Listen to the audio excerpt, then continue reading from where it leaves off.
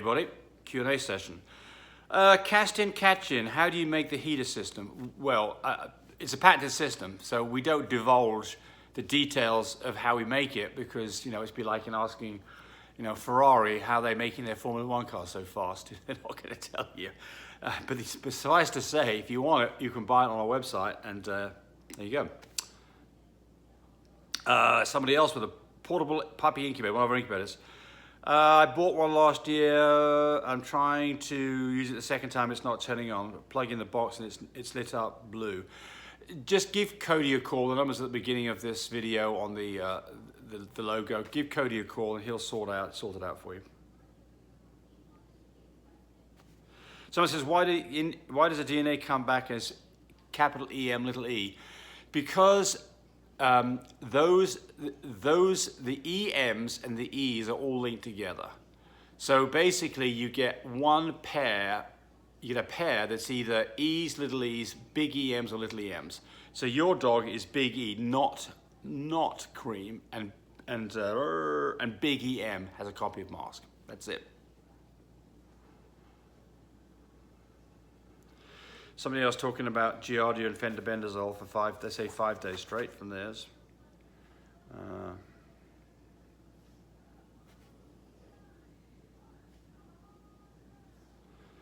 Let's have a look here.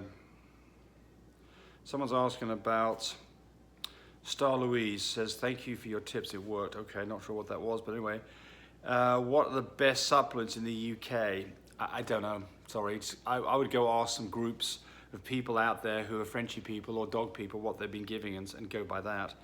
I think the important thing here is that if you've got a pregnant dog, you give folic acid. It doesn't matter what folic acid is folic acid.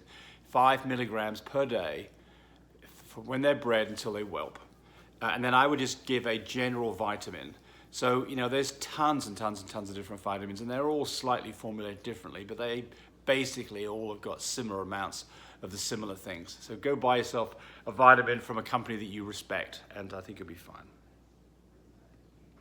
Kristen Dominique Cortez, I've got 2 Frenchies that gave birth at the same time, but the other dame has no milk. Is it okay to let the puppies drink from a different mum? Absolutely, as long as mum will accept them, it's not a problem at all. So the things to watch out for here are, first off, you've got a mum that's now going to do double duty. If she's got a large litter and you're going to pile more puppies on her, that's going to be a big load on her. So just be careful about that.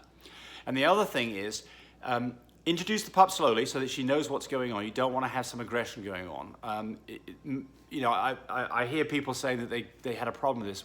I've done this with no problems whatsoever at all. So I suspect that you won't have any problems either. But the mum that doesn't have the milk, leave the babies with her most of the time because they'll still be suckling on her and that will bring the milk in. So it can take 24, 48 hours on a new mum before the milk comes in, and occasionally it never comes in at all. So in those situations, if you have a surrogate mum, great, use that. Also, supplement with a goat's milk with either a bottle or tube feeding. How are we doing on time here? Okay. Cesar Ramirez, what does a phantom fawn merle female do when breeding, when looking into DNA? Well, I think if you're talking about a phantom merle or cryptic merle, it'll come back as MC when you do the test from animal genetics. And it means that it's a merle that doesn't express it in its coat, but it's there. And you can breed that dog to another merle, no problem. I have a cream female that has cream freckles on her chest and ears. Is this common? I guess. I've never really paid attention to it. Sorry. Not much help on that one. Let's have a look. That was too long for me to read. This is somebody from Eastern Bloc countries. I can't read their name because it's in letters that none of us will know what they are. Backwards K's and things like that. Anyway, not making fun of it. Just said, hello, I got to, but this person writes great English, good for them. Hello, I got to the vet today to see if my female is pregnant. Doctor did an ultrasound 22 days after mating. He doesn't see anything. Is it possible a female is pregnant? Yes. I'd go back after 30 days. So 22 days is a little bit early. So you may get lucky.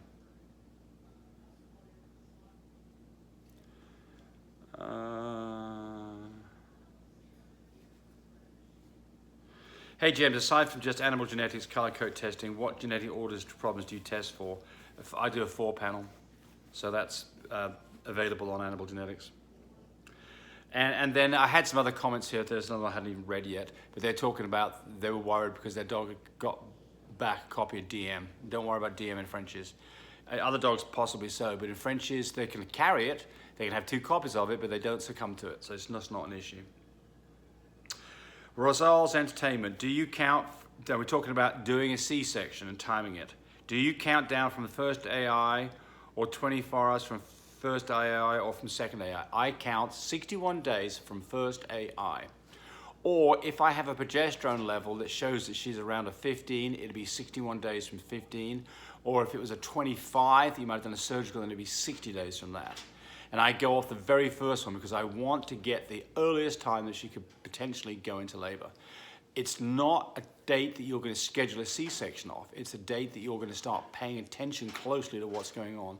And a few days before that, you should be taking their dog's temperature. So I've got videos and all of this. I'm not going to go into more detail here on that.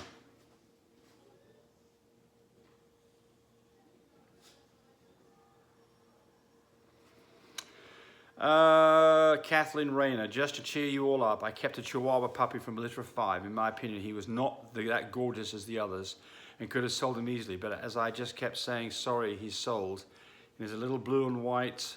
The reason I kept him will be, and he'll be neutered, was because his personality is so like my little Chihuahua that I euthanized 23 years ago. Okay, well that's good. So there you go. So there's somebody who really loved the personality of a dog and kept it. Good for you. Michael Marana, Marinan. After C-section and the dame is given antibiotics, do you let puppies feed on mama's milk or give their milk replacer while mama is on meds? Thank you, drive safely. No. Well, first off, not all dogs get antibiotics when they do C-sections. I'd say that we see that given about maybe a third of the time when they get antibiotics.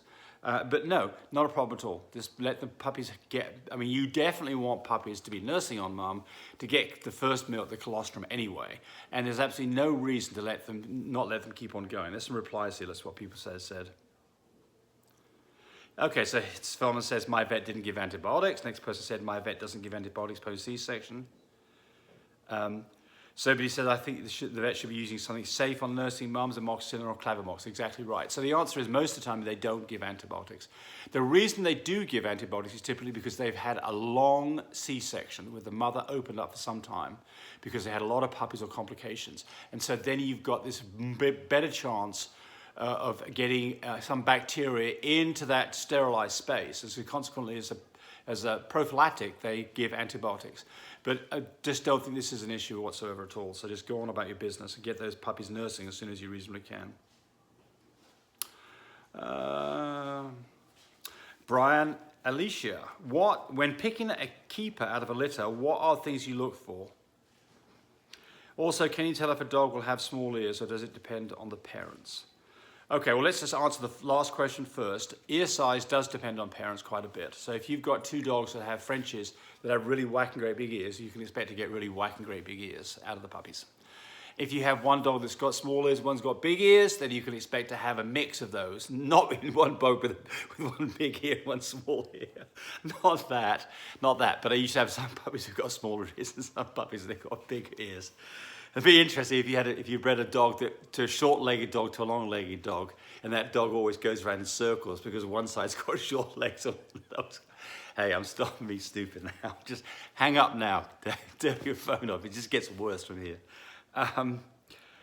Okay, now the first part, keeping the pick. Well, I mean, there's a number of things that go into this, right? Is it a boy, is it a girl? Do I want a boy, do I want a girl? That's the first thing. The second thing is structure. It's hard to assess structure right when they're born, and certainly you get a better idea of what's going to happen over the next few weeks. And really, you can't evaluate structure until a puppy's probably 6 months old anyway. But structure, the one that's got the best structure, that's the one that I'm considering. And then DNA, the one that has the most DNA that I want. So it's really a combination of 3 things. So not a really straightforward answer. We're going to do one more.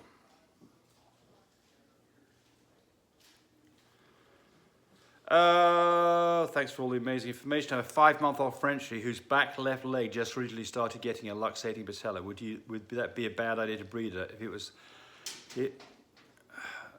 Yeah. So it just showed up. So, this is there's a couple of things going on here.